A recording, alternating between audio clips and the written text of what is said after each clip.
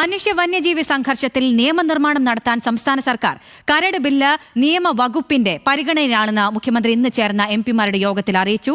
ദേശീയ ദുരന്ത നിവാരണ നിയമത്തിൽ നിന്നും ഒഴിവാക്കിയ സെക്ഷൻ 13 പുനഃസ്ഥാപിക്കുന്നതിന് കൂട്ടായ ഇടപെടൽ വേണമെന്ന് യോഗത്തിൽ മുഖ്യമന്ത്രി അഭ്യർത്ഥിച്ചു. വിവരങ്ങളുമായി അർജുൻ രാജുണ്ട്. അർജുൻ, കേരളത്തിൽ മനുഷ്യ വന്യജീവി സംഘർഷം ഏറ്റവും രൂക്ഷമായ കാലഘട്ടമാണിത്. അപ്പോഴാണ് അതിലൊരു നിയമനിർമ്മാണം കൊണ്ടുവരാൻ സംസ്ഥാന സർക്കാരിന്റെ ഭാഗത്ത് നിന്ന് തന്നെ തീരുമാനമുണ്ടാകുന്നത്. എന്തൊക്കെയാണ് വിശദാംശങ്ങൾ? അഖില പറഞ്ഞതുപോലെ തന്നെ മനുഷ്യ വന്യജീവി സംഘർഷം ഏറ്റവും രൂക്ഷമായ സംസ്ഥാനങ്ങളിൽ ഒന്നാണ് കേരളം. പക്ഷേ കേന്ദ്ര നിയമത്തിലെ ചില വകുപ്പുകൾ കൊണ്ട് നമുക്ക് അത് കൃത്യമായി പ്രതിരോധിക്കാൻ കഴിയാത്ത ഒരു സാഹചര്യമുണ്ട്.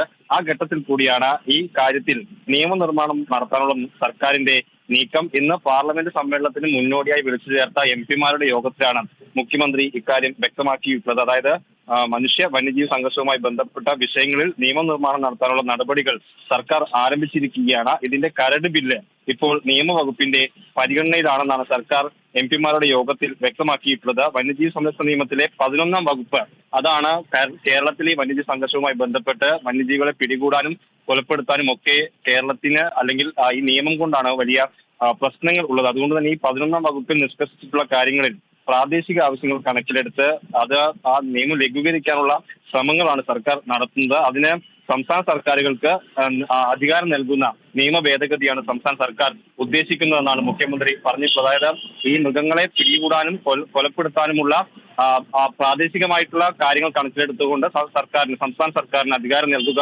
എന്നുള്ളതാണ് ഈ നിയമ ഭേദഗതി കൊണ്ട് പ്രധാനമായും ഉദ്ദേശിക്കുന്നത്. അതിന്റെ കരട് ബില്ലാണ് ഇപ്പോൾ സർക്കാർ പരിഗണനയ്ക്ക് വെക്കുന്ന നിയമവകുപ്പിന്റെ പരിഗണനയിലുള്ളത്. അത് നിയമമാകുകയാണെങ്കിൽ ഈ പറയുന്ന വന്യജീവി സംഘർഷത്തെ ഒരു പരിധിവരെയെങ്കിലും ലഘൂകരിക്കാൻ സംസ്ഥാനത്തിന് കഴിയുമെന്നാണ് പ്രതീക്ഷിക്കുന്നത്. ഒപ്പം തന്നെ വിവിധങ്ങളായിട്ടുള്ള ആവശ്യങ്ങൾ ഈ എംപിമാരുടെ യോഗത്തിൽ ഉണ്ടായിട്ടുണ്ട്.